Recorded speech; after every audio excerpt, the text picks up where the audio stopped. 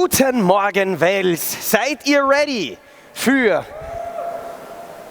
Ihr wisst ja noch gar nicht für was. Aufpassen. Könnte das was ganz Böses sein? Nein. Seid ihr ready für den zweiten Tag der Austria Comic Con? Wundervoll. Das freut mich. Ganz kurze Frage ans Publikum. Wer war denn gestern schon beim Panel vom LOCHLYN?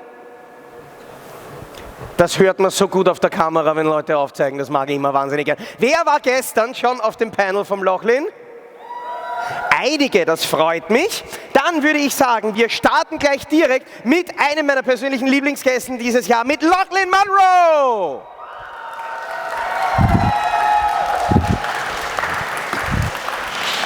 Here you go, buddy. Hi, everyone. Hello, Mess Wells. That is actually a good thing. It's your first time in Austria. Have you had any time to experience, you know, when I say Austrian culture, I mean schnitzel and wine. Did you have time for that apart from being here? I have had schnitzel, and it is, delicious. So, but I haven't had a real chance to dive into the Austrian culture because I've only been here for a couple of days and I have to leave tonight. But I will be back. I will come and travel this beautiful country and meet more of the beautiful Austrian people. Yesterday we talked about your amazing body of work with over 260 and counting, I suppose, credits on the IMDb. But when we talked about how it all started for you over 30 years ago, what I would also like to know is your process when you get a script. How do you read a script? How do you try to feel a script, get into character and know if that is a movie, a show, or a part that you want to do or not?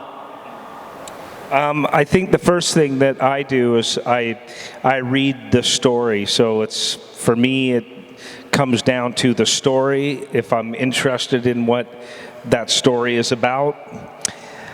And then when I think about the character, I just try to peel back a bunch of the layers and find something in that person's backstory about where he's been and where he's going and what that character and how that character lends itself to the bigger picture, which is the story, because that's what I'm always first of all interested in.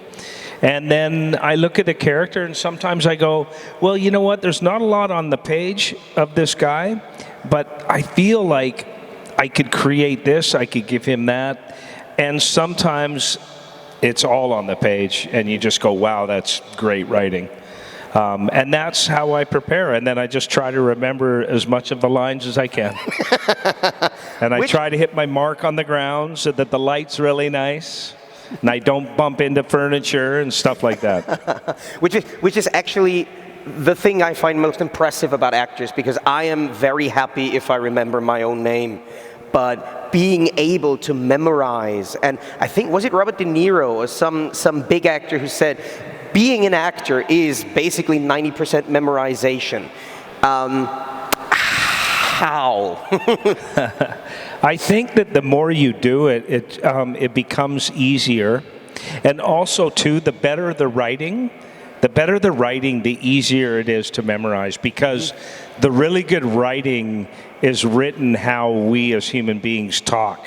So when you're in scenes that are written really well, they flow like you're in a conversation, and the more you do it, the better that I find that it's like a muscle. You just keep you keep working it, and it sometimes if I'm just always memorizing dialogue all the time, whether I'm working or preparing to do meetings, so I'm just always at it. Did you ever stumble across a line in a script where you said, I'm not going to say that? You know what? Maybe 2 or 3 times over my career, but for the most part, I respect what people have written and what they're trying to do, and sometimes there's a collaboration once they ask you to play that role, that you sit with the writer, and because writers try to also find your voice as well, and that's really that's the craft of an actor. I remember when I was really young, I did the movie Unforgiven, and Clint Eastwood didn't direct people. He hired people to play their parts, and he hired really good actors. Gene Hackman and Richard Harris and Morgan Freeman. And it's interesting because, that is what our job is on set, to be that voice. And so sometimes writers will sort of see your own personal nuances and actually start to do polishes on the script based on how they feel you talk. And I always find that really interesting. And do you have, because what I found interesting, a few years ago, we had an actor here on stage who said, when I read scripts, I usually go to the balcony, I lie down in the hammock, I have the coffee ready, and that is what I do, that is my ritual for reading scripts. Right. Do you have any ritual for that? I just try to get away from my kids as much as I can. My 2 distractions at home, I find I get so distracted at home that I'm better off to read scripts in between setups on, like shooting Riverdale. If I have a bit of downtime during the day when I'm not in a scene, that's usually when I find that I can concentrate the most, because I don't have everything going on around me in my house and stuff. Have you ever felt interest in writing scripts, directing TV or movies yourself? The writing aspect, I think we all think that we can write. It's a lot harder than it looks, right? If you've ever sat down to even write, let's say you just wanted to write one scene that you think would be really cool in a movie, it is not that easy.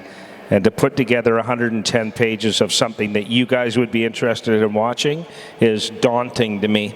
But I definitely do feel that I am ready to direct, yes. Yep. I've been on so many sets. I've been very fortunate to work with really good directors, and I always watch. On the set of Unforgiven, I didn't ever leave that set. I actually came to set when they didn't even need me, because I would come and I would watch Morgan Freeman, I'd watch Gene Hackman, Richard Harris, Clint Eastwood, and to me, that was the best acting class I could ever be in.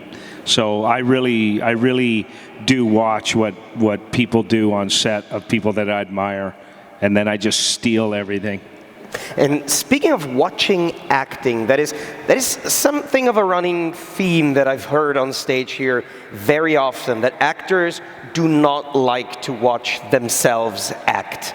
That people even close their eyes when they're at the premiere of the movies. How do you do that? I don't watch anything I do.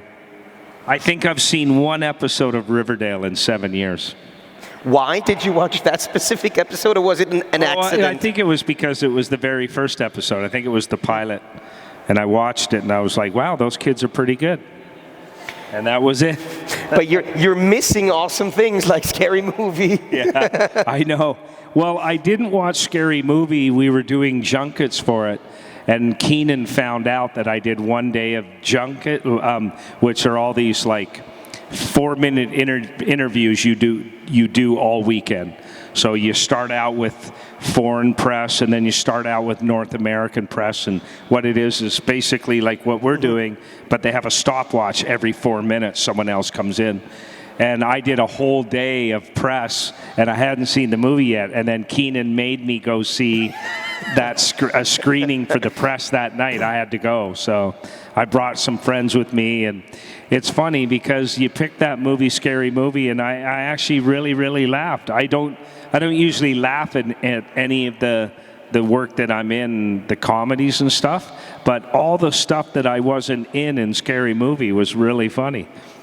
I would love to see that. I think that would be my favorite interview of all time. If you sit there, press guy comes in, asks you a question, you say, I'm sorry, I can't answer that. I haven't seen the film. That would be amazing. Well, to tell you the truth, I sat through 3 days of that press junket for Scary Movie, and everyone looked at me, and they always just asked the first question, and maybe you guys are a little young for this one, but they would just go, the Polaroid. And I'd go, I know. What? That's what you're going to focus on, that Polaroid? You know what's funny is they showed me, so in the movie I had to improv because of this Polaroid picture of the male, and it was my spoof on I Know What You Did Last Summer, and so I kind of improv that whole scene in the locker room where I'm mad that someone put that photo there, and the props department showed me that photo, and I looked at it and I went, oh man, and I handed it back, and I kind of forgot about it because I was in this concentration mode of ideas that I thought would be fun to add to that scene of me walking around the locker room getting all angry about the photo. So then when I had to do the junkets, because I kind of forgot about the photo, I couldn't believe how much they were obsessed with it. So that's what was funny about that. Yeah. You go to conventions regularly, and of course you meet colleagues, you meet actors that you have acted with. But I think it's rare at a convention that you're basically sitting next to a director you have worked with. And I don't know if you guys know that, but Mark Shepard directed one movie, exactly one, and you were in it. He also produced another one. He produced Jurassic Predator, which you were also on. Right. And you were also on an episode of Supernatural. Is that how this came to be? Or? Well, Mark and I first met on a TV show called Jake 2.0. Oh yeah. So we did that episode together, and then we just kind of got to know each other a little bit. And what happened with Supernatural is I was actually supposed to be around a bit more on that show, but it conflicted with Riverdale too much, and it was just too hard to work the schedule out. So I think they just decided to kind of get rid of that character. But yeah, so if you guys are aware of Jules Verne's books, Mark directed a movie that we did based on the book Mysterious Island, and I played the iconic character of Captain Cyrus Harding. So yeah, it was fun, and Mark did a great job. It was a smaller budget movie. We had to shoot it in a very limited amount of days, and it turned out pretty good, I thought, and I had a blast on it. Yeah. But you haven't seen it, so. I've seen scenes from it. Yeah, I haven't seen the whole thing. But I thought it was a cool poster too. So. Nah, but just kidding. But you work in big budget movies. You work in smaller budget movies. Personally, for you, what do you prefer? Well, again, from my perspective, it's all about the script. I've been on big budget movies, and I thought the movies were going to be great. Because we're so meticulous, and you take your time, and then they come out and they're garbage. And I've been on movies where I've shot them like guerrilla filmmaking, and it's like they cut it together, and you're like, wow, I can't believe that the film turned out as good as it did. So for me, all I can do is just be the best I can be in the movie, whether it's a $50 million movie or a $500,000 movie. My job is to create character, and so all the other stuff is out of my hands, And you have worked multiple times with someone who has often been given the accolade of being the worst director ever, but I love him. Dr. Uwe Boll. You have been in 3 of his films, I found out. In 2011, you've been in The Name of the King 2 with Dolph Lundgren, Assault on Wall Street 2013, and 14, Rampage 2. How is Boll as a director, behind the camera, maybe privately when the cameras are off? So Uwe Boll, I just find him a really interesting guy. Yeah. But he's almost like if you had a really eccentric millionaire and he thought to himself, I don't know what else to do. I don't know. I'm going to direct a movie. And that's kind of Uwe Boll. He phoned me about Rampage. He said, hey, I want you to do this movie with me. And I said, okay, well, send me the script. He goes, I've only got 19 pages written, but we're going to improv the rest. I'm like, what? Yeah, so Uwe's pretty funny. I remember when we were doing In the Name of the King, and the lead actress wasn't English, but she was doing an English accent. And we had a really big day one day, and everyone's on set, and she's walking down this trail in the forest with Dolph, and she's talking in an English accent, and he yells out in the middle of the scene, quit with this English accent, or I'll replace you. I felt so bad for this actress, you know, but that's just Uwe, you know. Uwe would yell action, and then he'd walk down a path and play with his dogs, and then someone would have to yell cut because he wasn't paying attention, you know. That's Uwe Boll. I can imagine so really, well. but I love the guy. I think I find him very interesting, but he has a really odd way of directing films, you know. One thing for the audience, we only have like 10 minutes left, so if there is someone who has a question for LOCHLYN, there is a mic right down the aisle that is, by definition, yours. Please, there is someone coming. I'm scared. Hello. Hello. My question is about Freddy versus Jason. I was curious what drew you to the role, and if you had any input on your death scene.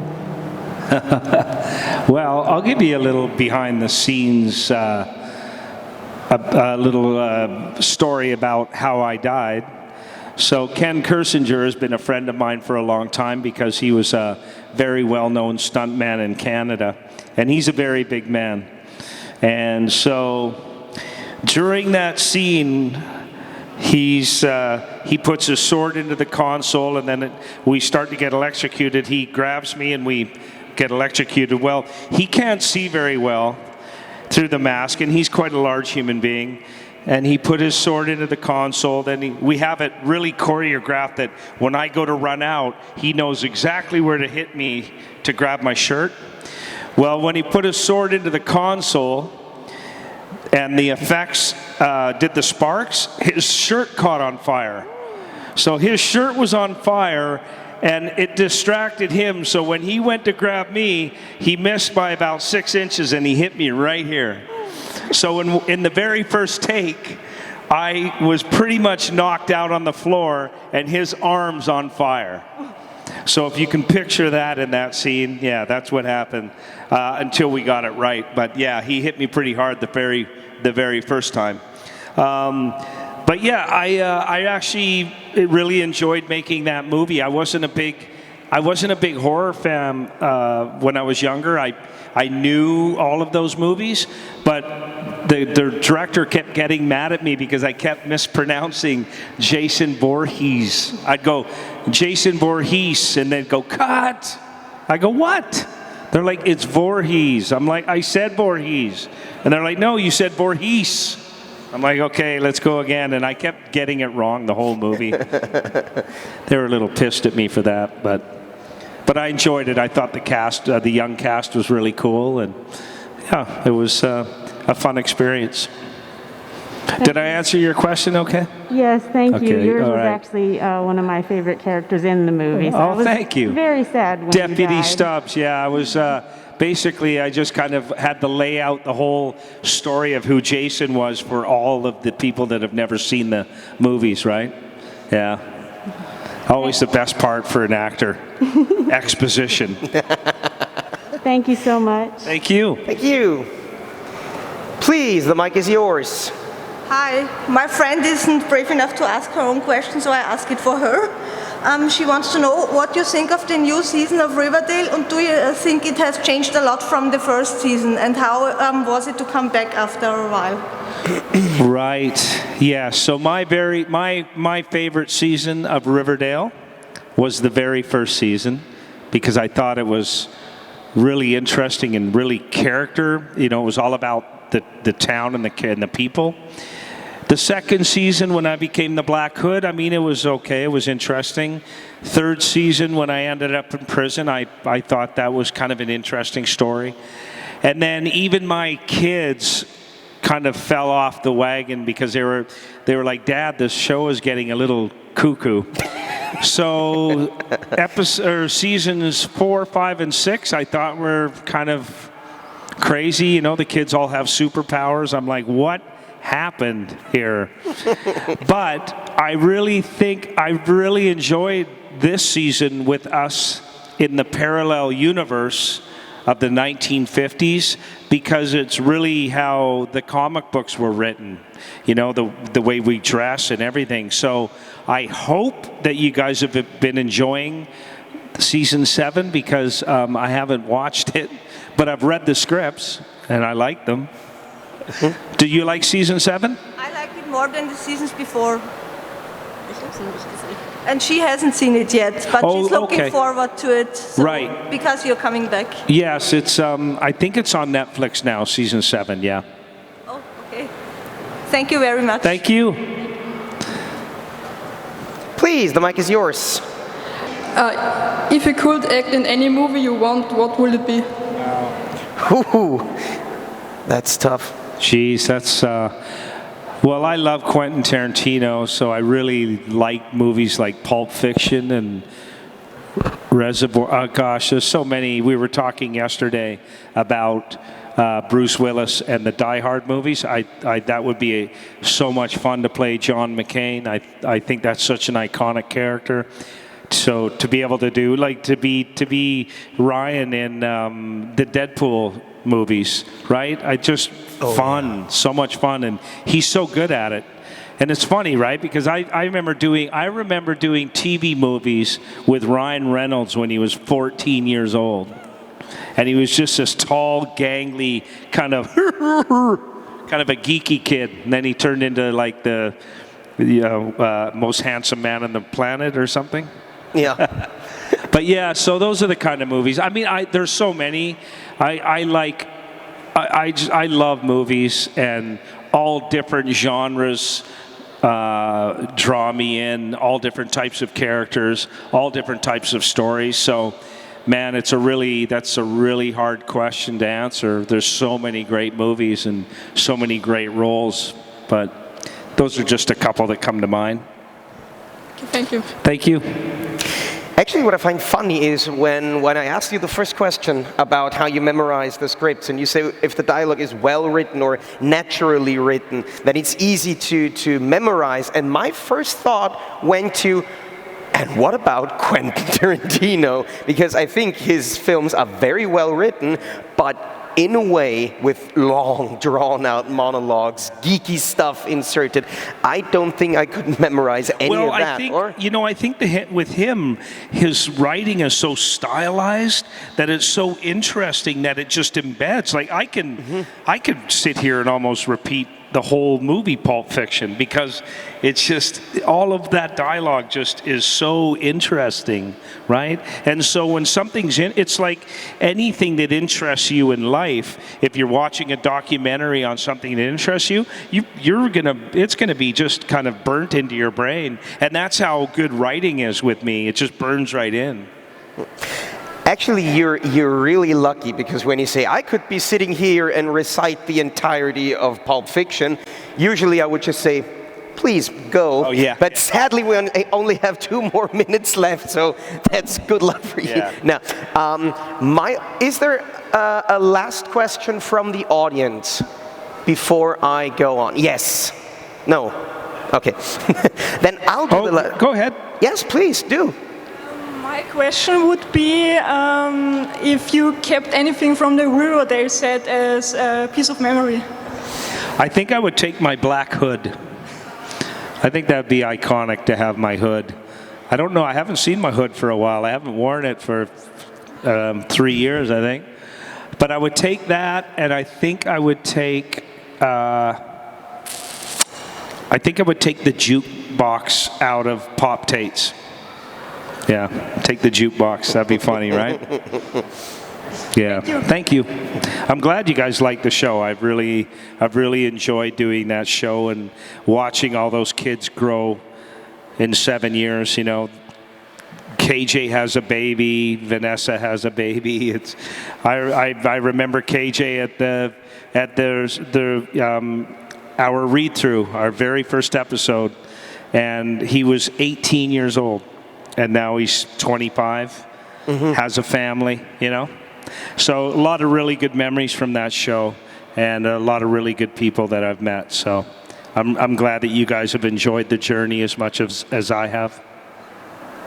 We're actually almost completely out of time, but I cannot let you leave this stage without at least mentioning another very huge show that you have been on in 2022. It's Peacemaker, and I found that James Gunn has wrote the entire first season in 8 weeks during the COVID pandemic, completely out of boredom, never thinking that this would ever get picked up or be any success, and that you were cast because of your audition tape, but that James Gunn also said that you were his original choice to play Shaggy in the version of Scooby-Doo in 2002 that then went to Matthew Lillard. So way back in 2001 or so, I went to the auditions for the Scooby-Doo movies, and I read for the role of Shaggy.